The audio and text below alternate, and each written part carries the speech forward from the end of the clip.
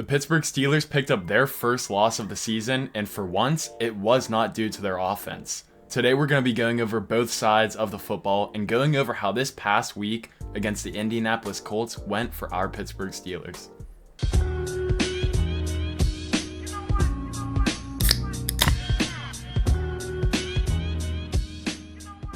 My name's Christian Bober, also known as Crytose, and real quick before we dive into this video, go ahead, hit the like button, hit the subscribe button, and turn those post notifications on if you're enjoying the video so far. And with that being said, let's dive right into this video. As always, let's go ahead and dive headfirst into the quarterback position, and this was the breakout game for Justin Fields. He started slow in the first half, but the second half, he single-handedly willed the Steelers back into the ballgame. Fields had 367 total yards, 55 of those coming on the ground, with 3 total touchdowns, 2 of those on the ground as well. And after that really bad fumble, he showed a lot of resilience and played absolutely amazing. If Fields can continue to play like this, especially next week against Dallas, I think he can absolutely solidify himself as the quarterback one, at least for the rest of the season. I think we saw Justin Fields being Justin Fields in the second half. They let him sling it a little bit more, and he looked absolutely amazing with his QBR and quarterback rating being the best so far for him throughout the season, and it's just a really good sign for his progression as the quarterback for the Pittsburgh Steelers. Justin Fields' receivers are not doing him any favors. He has some of the lowest wide receiver separation rate in the league, and on top of that, he has one of the highest accuracy rates along with that low separation. That is a huge nod to how well he's been playing so far this season. Like I've been mentioning a lot, he keeps his eyes down the field to be a passer first rather than running, but we also saw him do some of that running in this past game with those 2 rushing touchdowns and 55 yards on the ground. That versatility is just something that you're not going to get out of Russell Wilson, and Justin Fields, like I said in my season preview video, he's 25 years old. It's a contract year, but you can give him a decent deal. He can be the quarterback of the future. I'm speaking on that as if he keeps this play up throughout the season. If he keeps it up, solidifies himself as a quarterback one, I would have no problem with the Steelers re-signing him to be the quarterback of the future. The bar for this offense has kind of been set really low. Last year we struggled to hit the 300-yard mark in total, and now we're averaging over 300 yards every single game already. I think this offense will continue to grow throughout the season. We'll see more touchdowns, but we put up a decent amount of points last game, and our defense just did not help us at all. Sticking on the offensive side of the ball, going on to the receivers, George Pickens had an absolutely great game, aside from his really crucial fumble in the red zone, which absolutely killed that drive. If he doesn't fumble in the red zone, which is completely unacceptable by the way, the Pittsburgh Steelers likely at least get 3 points or get in the end zone, and this game is completely different. It just seemed, at least for the offensive side of the ball, that the Pittsburgh Steelers were beating themselves. It wasn't the Colts outright beating us. Touching on the stat that I mentioned earlier, the separation from the receivers has been really bad. Outside of George Pickens, there is no separation from our receivers. And even with that being said, George Pickens isn't known for his big separation from the cornerbacks. He's gonna be one of those guys you can throw the ball up to, one of those fade routes, one of the deep routes, and he'll just go up and get it. It's not all about the separation. And with that, I absolutely want the Pittsburgh Steelers to go ahead and address the wide receiver 2 position before the trade deadline. It has to happen. Calvin Austin and Van Jefferson just cannot be a wide receiver 2 on an offense that needs to put up a decent amount of points. And a big name right now is Davante Adams. He wants out of Las Vegas. I absolutely think the Pittsburgh Steelers should go ahead and try and acquire Davante Adams from the Raiders. He's one of those guys who's an absolute animal, great route runner. Opposite of George Pickens would be an absolute great thing for Justin Fields and this offense as a whole. Omar Khan and the Pittsburgh Steelers were used as leverage in the Brandon Ayuk sweepstakes. You gotta go and at least try to be aggressive to go get Davante Adams from the Raiders. The only concerns I have with that is the contract moving forward and his age right now, but I feel like the Pittsburgh Steelers should try to win now. TJ Watt's getting up there in age, Cam Hayward as well. It's going to be really hard to keep all these players together. You might as well go ahead and get Davante Adams, put him on the opposite side of George Pickens, and at least try to win right now. It's something to continue to monitor, and I'll keep you guys updated with the whole Davante Adams and trade deadline rumors. But moving on, let's go on to the tight ends. Pat Freiermuth had a pretty decent game with his first touchdown of the season, which was really nice to see. I'm really looking forward and hoping that Pat Freiermuth can continue to have this type of success with these types of games where he can be a real red zone threat. I think that can really add a lot to the offense, especially with Justin Fields' rushing capability in the red zone. Pat Freiermuth being another target is just going to be absolutely huge for the Pittsburgh Steelers offense. Darnell Washington had another reception this game, and he made the most of it as he always does. Stiff-armed a defender and then hurdled over a defender along the sideline. It was an absolutely beastly play. He had played just like that when he played at Georgia. We need to keep feeding him the ball. I feel like he can just be another target for Justin Fields in the future.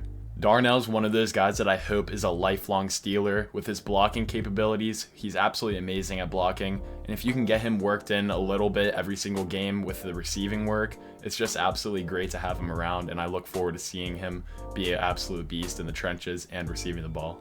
The offensive line just can absolutely not catch a break with all these injuries. We lost James Daniels with an Achilles injury, and it just really sucks for the O-line. Coming into the season, we had an absolute complete unit that I was really confident in, and now we're just down. We're really battered. We lost Siamalu at left guard, who's hopefully coming back this next week against the Cowboys. We lost Nate Herbig at center, which wasn't really a huge loss because Zach Frazier should have started anyways, and he's been a really good center for us, other than those botched snaps, which you can't really put all on Zach Frazier. You can put some of the blame on Justin Fields. And now we lose our best lineman as of right now, right guard James Daniels. He had some of the best PFF grades. And we also lost a little bit ago Troy Fatanu at the right tackle. He had a really good game that one game and then just was out for the rest of the season. So it really sucks to see all these injuries. I'm looking forward to seeing how Mason McCormick, the rookie out of South Dakota State, can step into that right guard spot. Anderson's on the bench. Now we're going to have Siamalu and McCormick as the guards.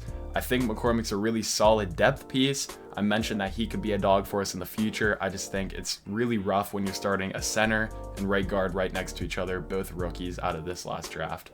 It's an absolute blessing that we're going to be getting Siamalu back, because if we had Anderson, Frazier, and then McCormick in the interior O-line, it would just be an absolute mess. So hopefully Siamalu coming back can bring that veteran presence that we're missing other than Dan Moore. But it's just something to monitor and keep moving forward. There's not much you can do. We just got to keep that next man up mentality moving forward in this season. I know injuries are a part of the game, and some of them can just be freak accidents, but I think it's worth looking into our strength and conditioning coach. That dude got Russell Wilson injured by pushing a sled. It's really just weird, and I think that should be something we definitely look into at least this offseason, if not right now. Jumping into the running game, Justin Fields obviously was the leading rusher for the Pittsburgh Steelers, with Najee Harris having one of his worst games of the season, if not in his whole career. Whether you want to blame that on the O-line or on Najee himself, it's up for debate. Najee was getting hit really close to the line of scrimmage, and it's really hard to get hit and then keep moving as soon as you get to the line of scrimmage. But it's worth noting that Cordell Patterson came in before his injury and looked really good and shifty and explosive, which Najee Harris kind of lacks the explosiveness.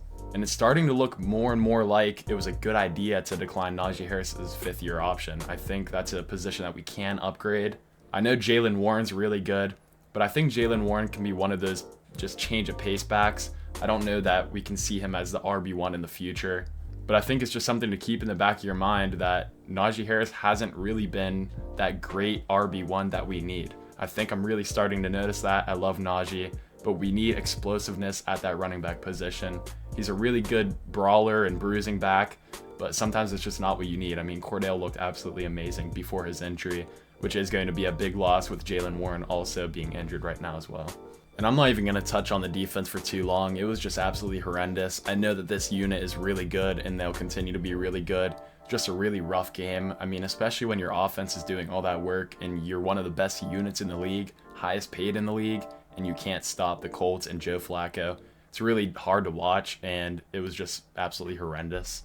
I'm only going to point out a few major things, with the first being Patrick Queen. He just had a really rough game. A lot of missed tackles, missed assignments, especially coming off one of his best games as a Steeler. It's really rough to see when you go out and pay a linebacker from one of your division rivals, and he just has not lived up to the hype so far.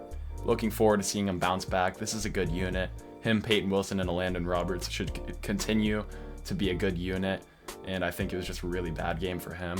Going along with that, a really bad game for a whole unit of guys was the cornerbacks. Dante Jackson and especially Joey Porter Jr. just were getting absolutely cooked and picked apart by Joe Flacco, Michael Pittman, and Josh Downs. It was really rough giving up all those big plays to Michael Pittman, especially just deep downfield. That's not something we're really used to, especially with Joey Porter Jr. Maybe you can expect that with Dante Jackson, but he's been playing really good so far this season too. So it's just something that we need to bounce back from, keep on working, and it was just one of those days for the defense as a whole. TJ Watt applied some pressure. The defensive line as a whole just really couldn't apply all the pressure that they needed to. They couldn't get to Joe Flacco as much as they really should have. TJ had 0 sacks on the day, and it was just really rough all around, really hard to watch. And one thing that I'm sure is going to piss a lot of Pittsburgh Steelers fans off, but I'm going to go ahead and say it, is Minkah Fitzpatrick hasn't had an interception since 2022. I know he's battled a lot of injuries the past year, but he's fully healthy, and it just doesn't seem like he's been that same ball hawk that he has been in the past. He's an absolutely great tackler. I'm sure he's great in coverage, but we need those turnovers out of that guy. Minkah Fitzpatrick is a ball hawk for our defense, and he just hasn't been that lately. Someone had to say it, so I went ahead and said it. Minkah Fitzpatrick, I'm sure he's going to prove me wrong here in the future, but I really need to see those interceptions from him. Minkah's one of those guys where he should be getting those splash plays, kind of what Patrick Queen should be doing as well. You need your linebackers to force those splash plays and turnovers, along with Minkah Fitzpatrick. Opposite of Minkah Fitzpatrick, Deshaun Elliott is continuing to just absolutely ball out. That might have been the best move in the offseason, aside from Justin Fields. Deshaun Elliott's been absolutely amazing, and it's really fun to watch him play and fly all across the field. And just to cap off this video, Chris Boswell has been named the AFC Special Teams Player of the Month. Absolutely well deserved, and he's going to continue to be a dog for our Pittsburgh Steelers. With all that being said, the Pittsburgh Steelers are 3-1 on the season, first place in the AFC North, and they look forward to playing the Dallas Cowboys in Sunday Night Football. Go ahead, hit the like button, hit the subscribe button, turn those post notifications on if you enjoyed the video, and I'll see you guys next week after we play the Dallas Cowboys in Sunday Night Football.